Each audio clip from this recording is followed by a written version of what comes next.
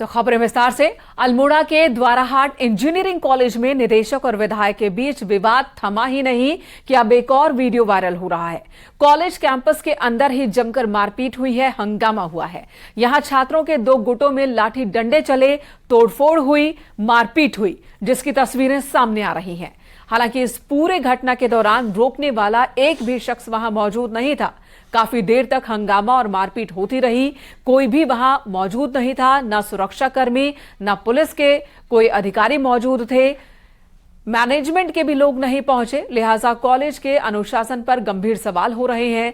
मारपीट में 3 छात्रों को चोट पहुंची। मारपीट का वीडियो सामने आने के बाद 18 छात्रों को सस्पेंड किया गया है।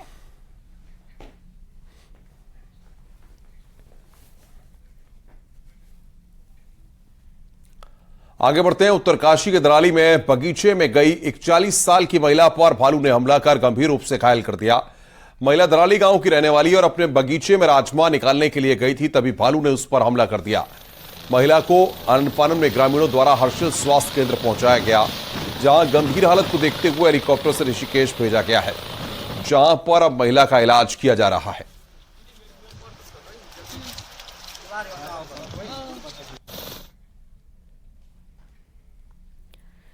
नैनीताल जिला अस्पताल के डॉक्टर्स और कर्मचारियों ने कार्य बहिष्कार का ऐलान किया। डॉक्टर्स का आरोप है कि बीती रात तकरीबन 50 लोग कैंडल लेकर अस्पताल पहुंच गए थे।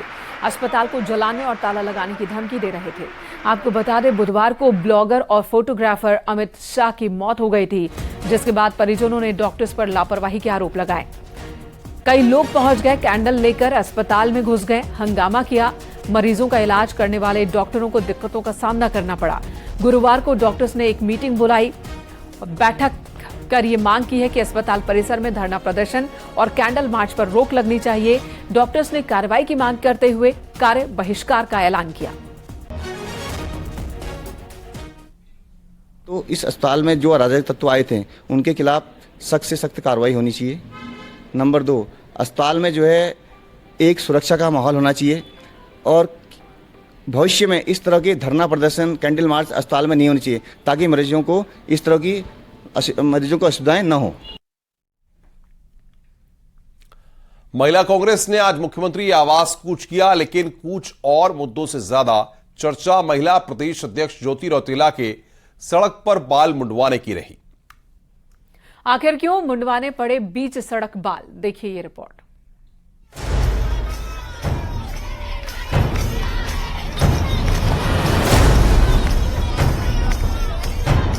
महंगाई, बेरोजगारी, अग्निवीर भर्ती, डेंगू से लेकर अंकिता भंडारी के मुद्दे पर कांग्रेस सड़क पर उतरी। मुख्यमंत्री आवास कूच को महिला कांग्रेस अध्यक्ष ज्योति रौतेला ने लीड किया और साथ में हरीश रावत, गणेश गोदयाल, करण महरा और यशपाल आर्य भी आए। पर सब उस वक्त हैरान रह गए जब महिला प्रदेश अध्यक्ष ज्योति रौतेला ने बीच सड़क पर बाल मुंडवा दिए और बाल कटवा कर विरोध जताकर मसलों को सुलझाने और इंसाफ की मांग सरकार से की। देखिए, हम लोगों ने जो इस सत्ता ने महिलाओं के ऊपर अत्याचार कर दिए, उससे दुखी होके मेरे मन में आया है कि क्या करें। तो मुझे लगा कि मुझे सरकार को श्रद्धांजलि देनी चाहिए। हमको सरकार को श्रद्धांजलि देनी चाहिए, क्योंकि वो फेल है। वो महिलाओं के अगेंस्ट आज केस हो रहे हैं, हमारे जो रेप केसेस बढ़ रहे हैं, जो हमारे प्रदेश के एक बेटी के माँ बाप दर बदर भटक रहे, रोज रो रहे, लेकिन उनको जो न्याय नहीं मिल पा रहा है।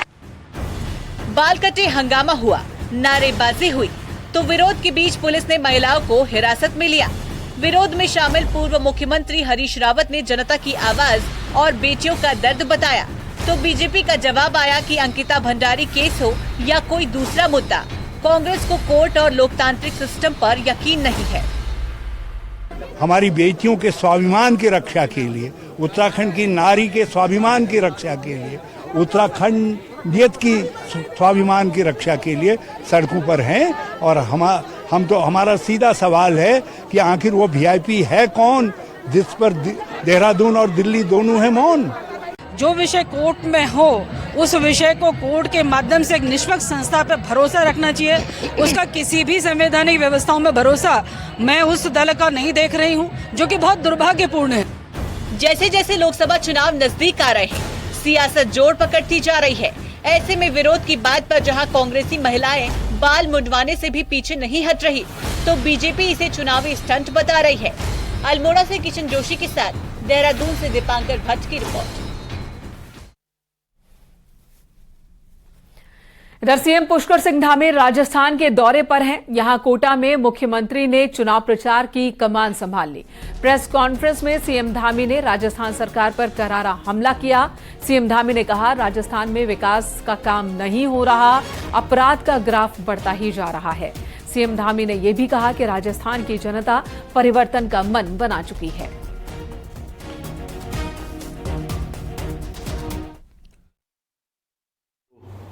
भ्रष्टाचार के मामले आए हैं, उसमें भी राजस्थान प्रथम स्थान पर आया है। सड़कों में हम जब जाते हैं तो कल रात हमारा 150 किलोमीटर के लगभग पूरे दिन भर की यात्रा हमने करी है। अनेकों स्थानों पर सड़कों पर गड्ढे हैं, अपराध के आंकड़े सारे पार हो रहे हैं। किस प्रकार से यहाँ की बहन बेटियों के साथ निर्वस्त्र पर घुमाया जाता है, सरकार को पता भी नहीं चलता है। जब लोग हल्ला करते हैं, लोगों में आंदोलन होता है, उसके बाद सरकार आती है। कांग्रेस हरिद्वार लोकसभा से इस बार कोई बड़ा चेहरा चुनावी मैदान में उतार सकती है। हरिद्वार पहुंचे कांग्रेस नेता प्रमोद कृष्णम ने कहा है कि हरिद्वार में लगातार किसी संत को सांसद बनाए जाने की मांग उठ रही है और पार्टी इस पर विचार करेगी। वहीं प्रियंका गांधी के हरिद्वार से चुनाव लड़ने की बात पर प्रमोद कृष्णम ने कहा कि प्रियंका गांधी की लोकप्रियता देखकर कई जगहों से उन्हें चुनाव लड़ाए जाने की मांग उठ रही है। हालांकि ये उनका निर्णय होगा कि उन्हें चुनाव लड़ना है या नहीं। चुनाव लड़ना चाहती हैं, उनको तो पूरे देश में से आवाज उठ रही है कि प्रियंका गांधी जी चुनाव लड़ें। हरिद्वार वाले भी चाहते हैं प्रियंका गांधी चुनाव लड़ें, लखनऊ वाले भी चाहते हैं, अमेठी वाले चाहते हैं, बंबई वाले चाहते हैं, दिल्ली वाले चाहते हैं। पूरे देश से आवाज उठ रही है प्रियंका गांधी उनके यहाँ से चुनाव लड़ें, लेकिन ये फैसला स्वयं प्रियंका जी को करना है। उधर अल्मोड़ा के जागेश्वर से बीजेपी विधायक को कोर्ट ने फटकार लगाई है। टेंडर होने के बाद भी जबरन काम रोकने पर हाईकोर्ट ने सख्त नाराजगी जताई। नैनीताल हाईकोर्ट ने जागेश्वर विधायक मोहन सिंह मेहरा, राज्य सरकार, अल्मोड़ा के डीएम और सचिव पंचायती राज को नोटिस जारी किया है, जवाब मांगा है। कोर्ट ने सुनवाई के दौरान गंभीर टिप्पणी भी की और कहा कि अधिकारियों को अपने विवेक से काम करना चाहिए। राजनीतिक दबाव में अधिकारी खुद को गिरवी नहीं रख सकते। साथ ही कोर्ट ने डीएम के आदेश से जिला पंचायत द्वारा रोके गए काम को फिर से चालू करने का आदेश दिया। यहां विधायक की चिट्ठी के बाद डीएम ने सिर्फ काम रोक दिया, बल्कि टेंडर भी निरस्त कर दिया था।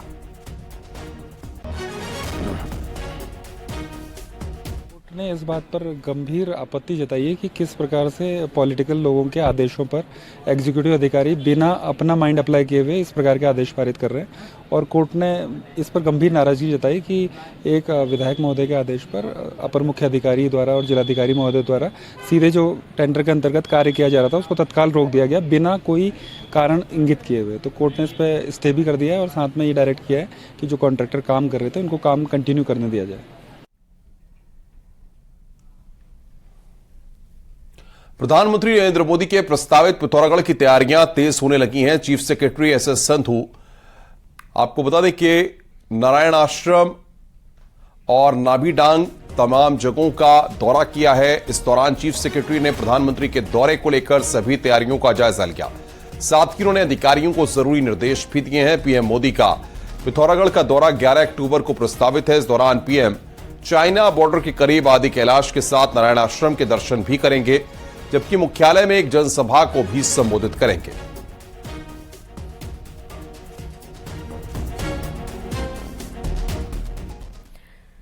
चीन सीमा तक सड़क पहुंचाने का तेजी से काम चल रहा है। उत्तरकाशी में भारतीय सड़कें चीनी सीमा के सिर्फ अब 3 किलोमीटर दूर ही है, जिससे चीन में भी अब बौखलाहट काफी देखी जा रही है।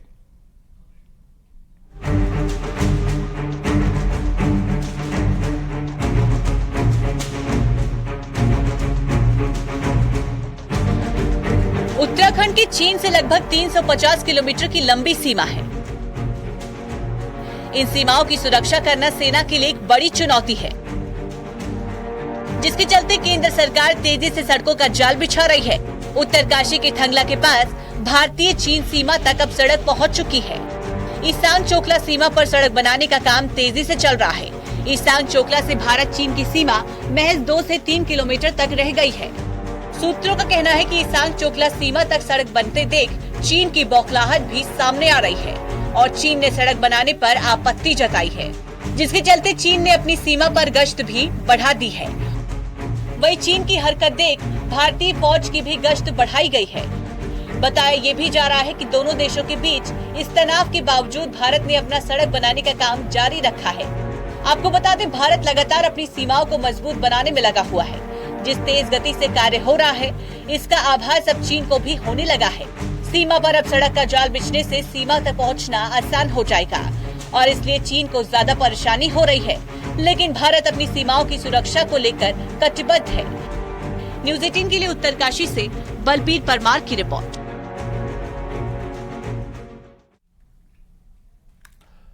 बीती रात हुई भारी बारिश के चलते पिथौरागढ़ के बॉर्डर इलाकों में सड़कों का बुरा हाल हो गया है। मदकोट जौलजीबी रोड भारी बारिश के चलते कई जगहों पर टूट गई है। तस्वीरें हालातों को बयां कर रही हैं, जबकि दारचूला तवाघाट रोड पर भी कई जगहों पर भारी लैंडस्लाइड हुआ है।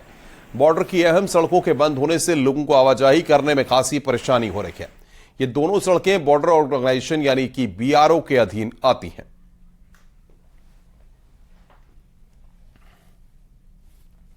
देहरादून से खबर, यूनिफॉर्म सिविल कोड कमेटी का कार्यकाल फिर बढ़ेगा। कार्यकाल बढ़ाने का प्रस्ताव शासन को भेजा गया।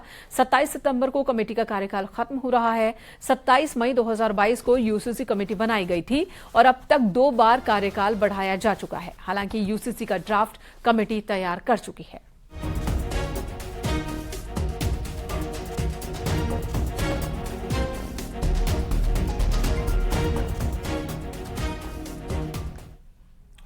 और आइए अब देखते हैं पहाड़ की 10 बड़ी खबरें। पहाड़ टॉप 10।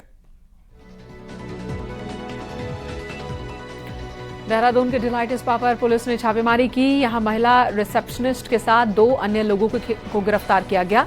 मालिक फरार।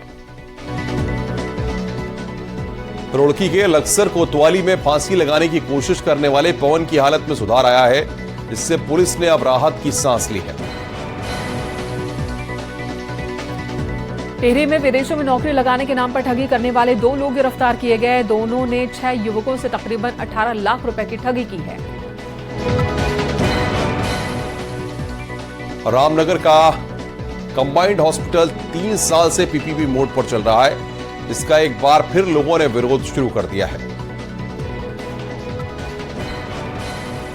कांग्रेस कार्यकर्ताओं ने विकासनगर तहसील दफ्तर पर हंगामा किया। उनका आरोप है कि लघु सिंचाई, विधायक निधि और डाक पत्थर डिग्री कॉलेज में करोड़ों के घोटाले हुए हैं। हरिद्वार में बन रहे राजकीय मेडिकल कॉलेज का निर्माण कार्य धीमी गति से चल रहा है। पिछले करीब 4 सालों से बन रहे मेडिकल कॉलेज का अभी तक 70% काम हो पाया है। बागेश्वर में बीजेपी महिला कार्यकर्ताओं ने जश्न मनाया। महिला आरक्षण बिल को लेकर प्रधानमंत्री मोदी का आभार जताया।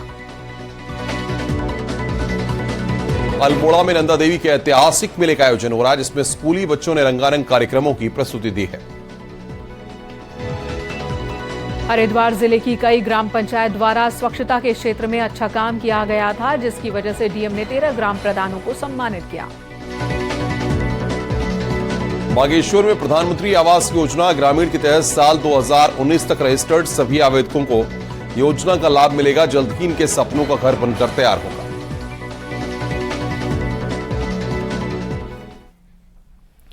उत्तराखंड के बहुचर्चित पेपर लीक मामले से जुड़ी यह बड़ी खबर है। एसटीएफ पूरे मामले की चार्जशीट अब अक्टूबर के पहले हफ्ते में ही कोर्ट में दाखिल कर देगी। और इस चार्जशीट पे कई बड़े खुलासे होने जा रहे हैं और सबसे खास बात यह कि पेन ड्राइव के जरिए नकल होने की बात निकल कर सामने आ रही है। देखिए हमारी ये रिपोर्ट। यूके SSSC में हुआ पेपर लीक मामला उत्तराखंड का एक सनसनीखेज मामला रहा है, जिसमें न्यूज़ 18 एक बड़ा खुलासा करने जा रहा है। इस पूरे मामले को 1 साल का समय हो चुका है और इसकी जांच अंतिम दौर पर है। इसकी जांच की रिपोर्ट में एसटीएफ ने कई अहम सबूत रखे हैं। अंतिम दौर में पेपर लीक की जांच मामले में 63 आरोपी किए गए गिरफ्तार। एसटीएफ के हाथ लगी है एक पेन ड्राइव। इसी पेन ड्राइव में लिया गया था पेपर। आरोपियों की 1 करोड़ रुपए किए गए बरामद। 200 नकलचियों के भी बयान किए गए दर्ज। 60 नकलचियों के बयान जज के सामने दर्ज। आरोपियों से कुछ बैंक की चेक भी बरामद। नकलचियों को जिन स्थानों पर नकल करवाई गई थी, उन स्थानों को भी एसटीएफ ने चिन्हित कर चार्जशीट का हिस्सा बनाया है। इन स्थानों पर हुई नकल: भर्ती किंग हाकम सिंह का रायपुर स्थित घर, हरिद्वार के रुड़की में स्थित कोचिंग सेंटर, रामनगर का एक रिजॉर्ट, केंद्रपाल का बिजनौर वाला घर। पेपर लीक मामले में पकड़े गए 24 आरोपियों पर एसटीएफ ने गैंगस्टर एक्ट के तहत कार्रवाई की है। देखिए, कुल 63 लोगों को इसमें गिरफ्तार किया गया था और जिनमें से 24 लोगों के विरुद्ध गैंगस्टर एक्ट में कार्रवाई की गई थी। लगभग 10 या 11 मुलजिम के अगेंस्ट हमने प्रॉपर्टी अटैचमेंट की कार्रवाई भी कर दी है गैंगस्टर एक्ट में। जैसे मैंने बताया कि एडवांस स्टेजेस में है इन्वेस्टिगेशन। मोस्ट लाइकली अगले 1-1.5 महीने में हमारी सभी केसेस में इन्वेस्टिगेशन कंप्लीट होकर हम लोग फाइनल चार्जशीट कोर्ट में लगा देंगे। साथ ही हाकम सिंह, राजेश चौहान, सादिक मूसा और चंदन मनराल जैसे 63 आरोपी को अरेस्ट किया गया था। 9 आरोपियों की प्रॉपर्टी भी अटैच की गई है, जिसमें अन्य की प्रॉपर्टी अटैच की कार्रवाई जारी है। अब पूरे मामले में कोर्ट में ट्रायल शुरू होगा और सबकी निगाहें कोर्ट पर टिकी होंगी, क्योंकि इस मामले में सरकार की साख भी दांव पर लगी है। न्यूज़ 18 के लिए देहरादून से सत्येंद्र बर्तवाल की रिपोर्ट।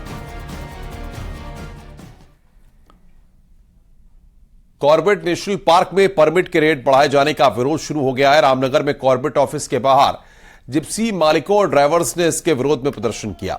इन लोगों ने कहा है कि डे सफारी में 3 गुनी बढ़ोतरी समझ से परे है। ऐसे में यहां टूरिस्ट का टोटा पड़ना तय है।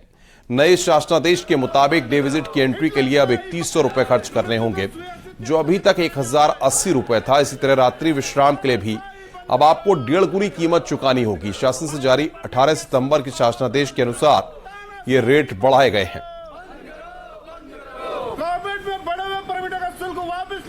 व्यवसाय हैं जो ये टूरिज्म का जो शुल्क बढ़ाया है 1000 रुपए का 3000 रुपए परमिट कर दिया, ये कोई औचित्य नहीं होता, क्योंकि इससे हम लोगों को भी फर्क पड़ेगा, जिप्सी व्यवसाय, लोकल व्यवसाय वालों को भी, व्यवसाय को भी फर्क पड़ेगा और आने वाले टूरिस्ट को भी लोड पड़ेगा। क्योंकि यहाँ पे हमें 4500 रुपए में सफारी करने में यहाँ पे गेस्ट आनाकानी करता, तो आज के टाइम में 1000 रुपए के 3000 रुपए का परमिट देकर तो बहुत ही निंदनीय। लेकिन आज ये शुल्क बढ़ने के बाद तो ऐसा लग रहा है कि लोकल व्यवसायियों पे, जो स्थायी व्यवसायी यहाँ के टूरिज्म को चलाने वाले, उन लोगों के ऊपर बहुत बड़ी गाज गिरने वाली है।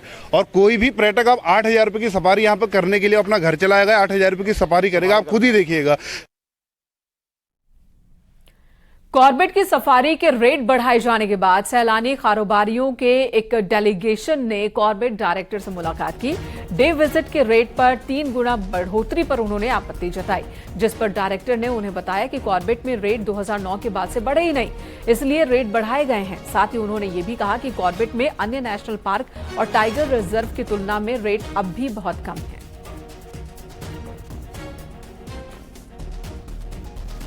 जो शासन के जो निर्देश हैं उनका अनुपालन सुनिश्चित किया जाए ताकि राजस्व में भी वृद्धि हो। सबसे बड़ी बात यह है कि कॉर्बेट टाइगर रिजर्व में पिछले 13 सालों से एक ही रेट्स चल रहे थे, जिनको कि रिवाइज किया जाना भी आवश्यक था, और उसके दृष्टिगत ही ये कार्रवाई पूरी की गई।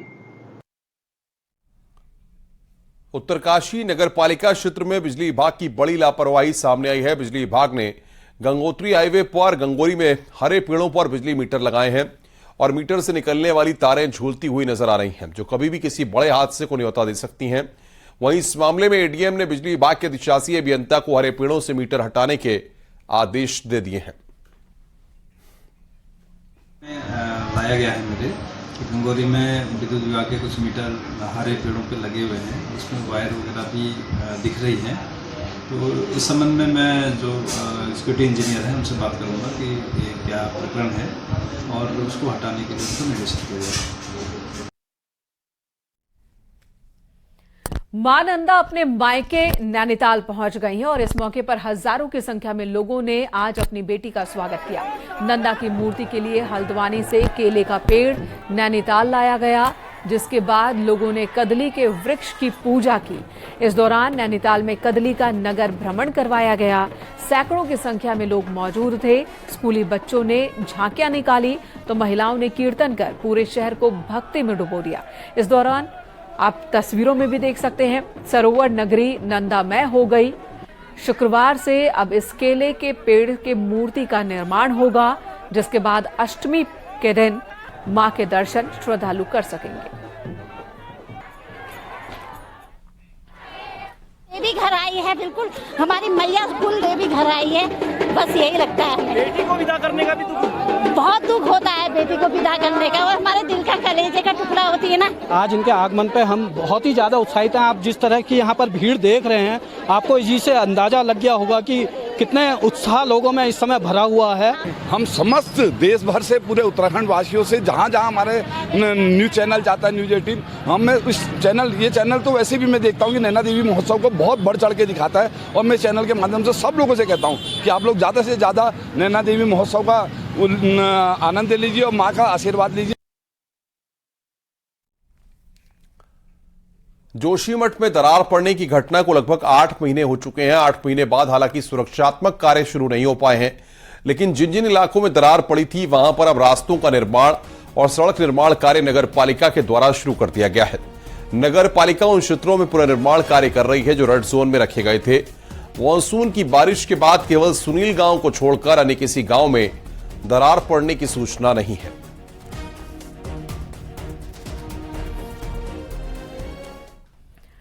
कोटद्वार में डेंगू का प्रकोप जारी है। वहीं मामले में अब नगर निगम की team door to door survey में जुट गई है। निगम की ओर से कॉलोनीज के बीच खाली पड़ी जमीनों में जमा पानी में भी लार्वा तलाशा जा रहा है। लार्वा पाए जाने पर भूस्वामियों पर चालानी कार्रवाई की जा सकती है। कोटद्वार के गोविंदनगर, लकड़ी पड़ाव, गाड़ी घाट और पदमपुर इलाके में डेंगू के सबसे ज्यादा मरीज सामने आए, और ऐसे में अब नगर निगम का फोकस उन इलाकों में है जहां पर डेंगू के केस ज्यादा आ रहे हैं।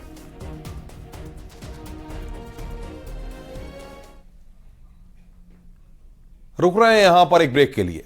खबरों का सिलसिला ब्रेक के बाद भी जारी है।